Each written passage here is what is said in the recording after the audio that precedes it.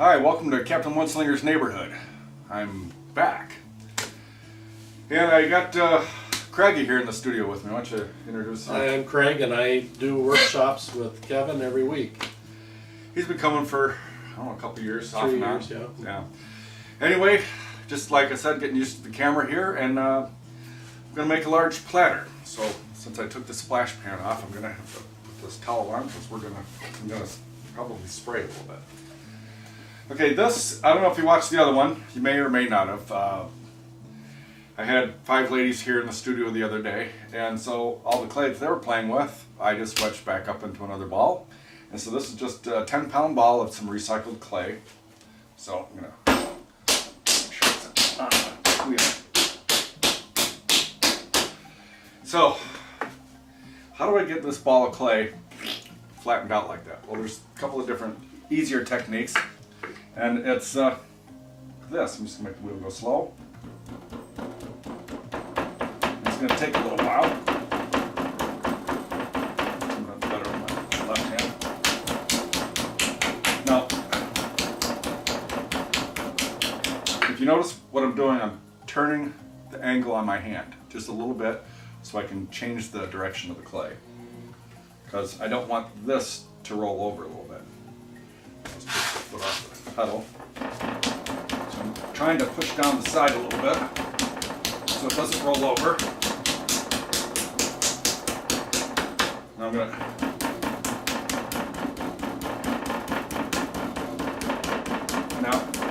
what I'm using is essentially my thenar muscle right here. I'm tilting it down, trying to push the inside stuff out a little bit.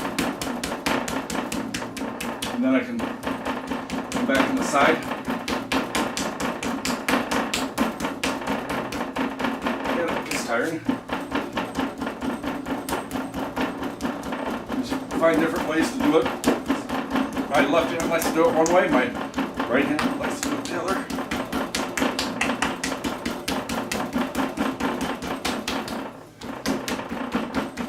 Start to roll, slow this down a little bit.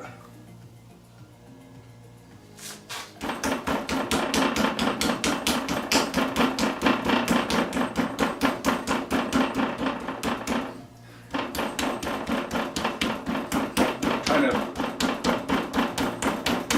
get the slab even.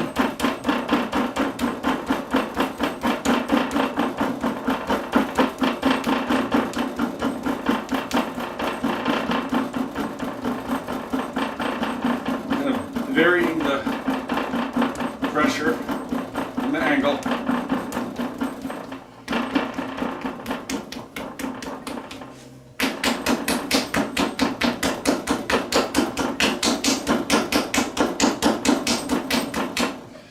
Okay, so now that's smushed out fairly well.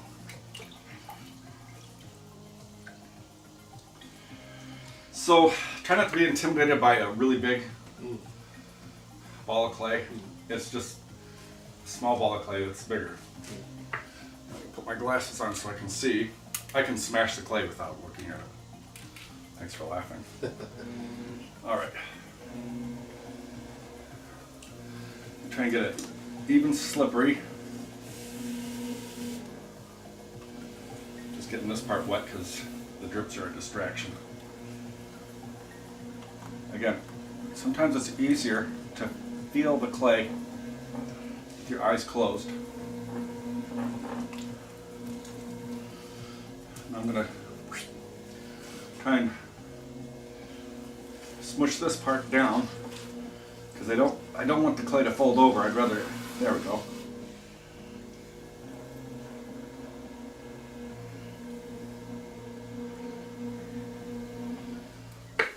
Yeah, this kind of takes a little bit of upper body strength. Thanks for picking up the. Yep.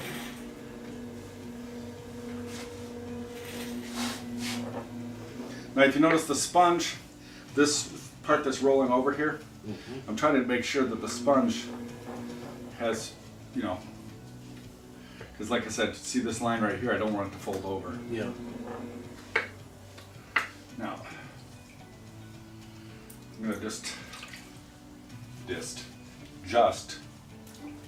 I noticed the other day. So I wasn't enunciating my words very well. I'm just putting water in here so that when I stab it, it fills up with water. So that's the thickness. So it's still a little bit thick.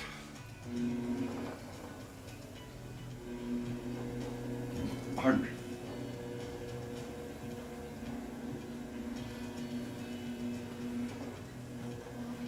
I saw that little wobble. Gotta catch the clay. I mean, slightest movements. There now, see this is starting to roll over, so I'm going to try and push this out without it rolling. There, see, it tries to roll over right here. Yeah. So I'm trying to cover that whole area to pull that out. So I want to get this slab out as far as I can before I lift up the wall or the rim. Now in previous platters I've made a really nice design on it. I go a swirl, but I'm just going to make this as smooth as possible, because I think what I'm going to do with this one, I was thinking of having the inside with the world glaze. Oh yeah. So it looks like a planet, and then the rim I'm going to glaze that with blacksmith. Oh, that'll look which nice. is that matte black. Mm-hmm. So it look like a planet. Yep. Nice. But no more swirls. I don't know, because the utensil, when you use a utensil, it's gonna. I think the smoother surface is not only more functional, but it can lend itself to a prettier glaze application. See, I'm just slowly trying to work that heaviness out to the edge.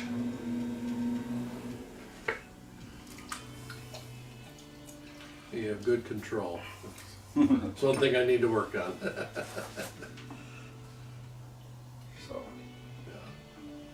that's a little better. Actually, this might be a little bit thin. I probably could move that back.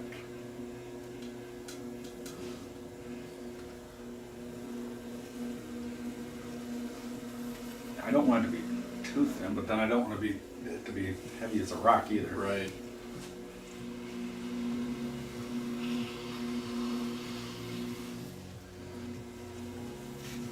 So now with this little lip here, I'm using my sponge, but I'm actually moving my fingers around, see? Yeah. But the sponge softens it. Now, you know, when we center the donut on a small, Yeah. it's just the same thing, but it's just bigger. Yeah.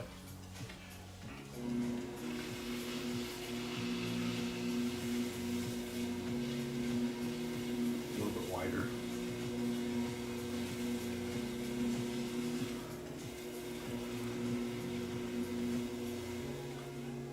No, I think I might be able to get that just a smidge wider. But if I do that, so I've got to push this down. Oh yeah. Okay.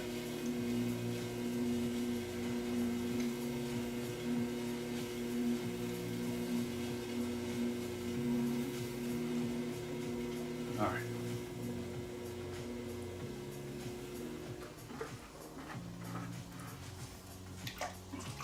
Wow, that's a big platter. Yeah. Use the wonderful sponge. I did my commercial for the sponge the other day Okay. when I had all those ladies in here, and none of them listened to me. Oh, that's perfect. Almost.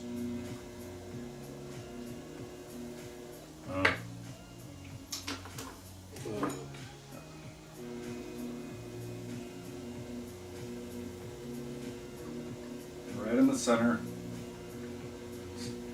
Slowly working it out. And this just, Yeah, one, that's it nice. compresses the bottom, Yeah, but it's also helping to make the whole thing, you know, the uniform yeah. thickness. Mhm.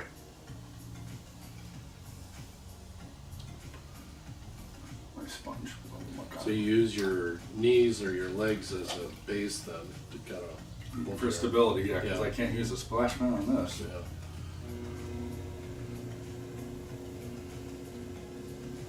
Try and get that a little bit smoother in a little bit.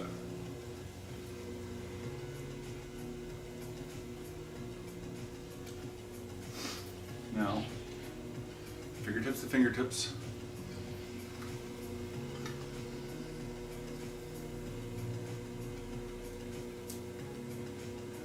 Now, usually I say the 45-degree. There, see, there's a little bit. I'm going to have to cut some of that off. Yeah.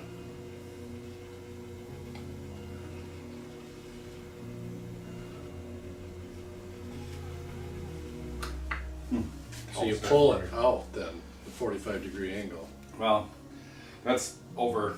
So I usually say the 45-degree angle rule. You don't really want to go past it because gravity will pull it down. Right. Yeah. But this little.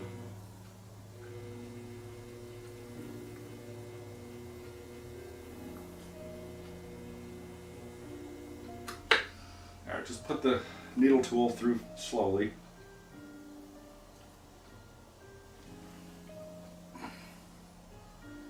And that was there just because the uneven from the. I mean, you're not. It's nothing's ever going to be perfect. Yeah. So now I'm just gonna. And it's a earlier, you know, when I had a really, when I'm pulling it out, I'm using a lot of pressure, and this is just a feather touch. I'm just trying to round that off just a little bit.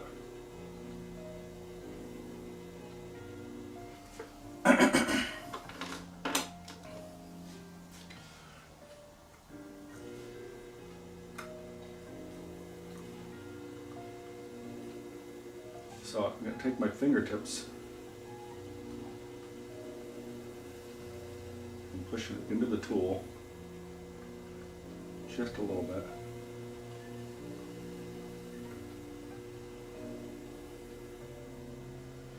See, it's wanting to drop on me.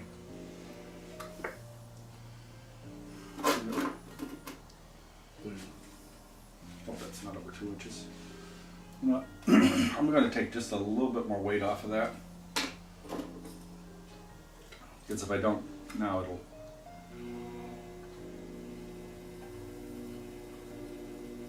You want to keep it below 2 inches. Well, the other thing is, in the firing, if the clay is too heavy on the outside, Yeah. it'll pull down. Oh, okay. Is this 2 inches? That's a 3. I don't have my little. That should be close. If it's not, well.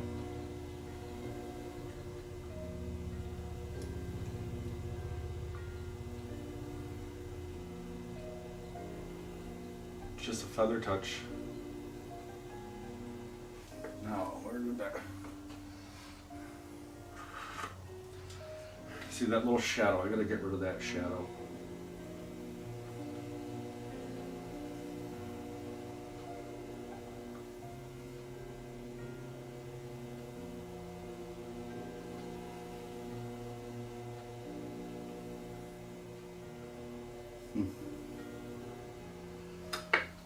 All right.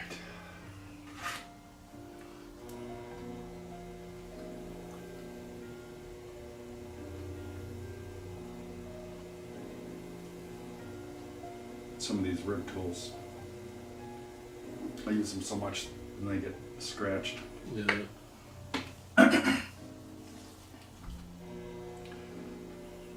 looks good.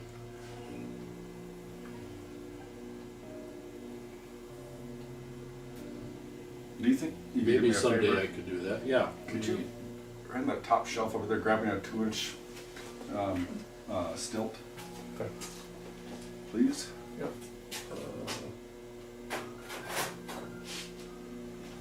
too? Yeah. A little high, but it's gonna trim us to get close. That's right. That's all right. I would rather it be, you know, Yeah. I think instead of making it flat, I can always do another 3-inch shelf. Yeah. But It I'm looks gonna close just though. do a slight curve up.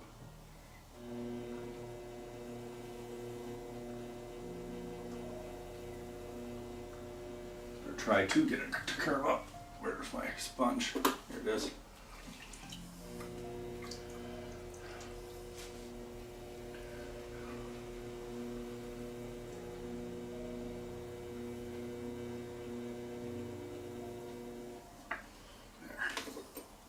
So now I can.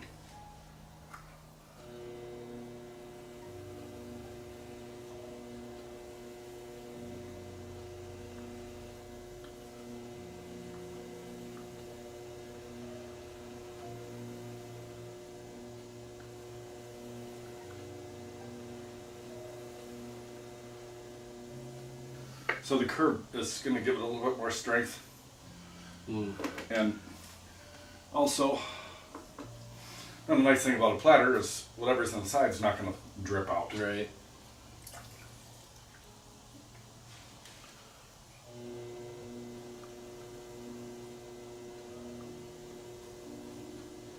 I'm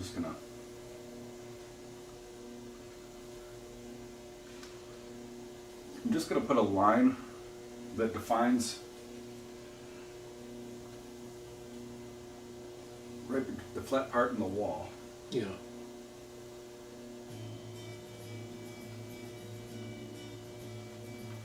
There. I see, yeah. And so that will help when I do the glazing.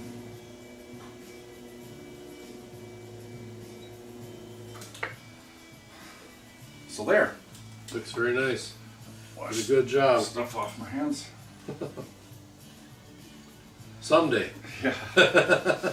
So, there's a nice new platter. We'll probably see it finished in probably 4 weeks. Very good, Kevin. Thanks for watching. We'll see you next time.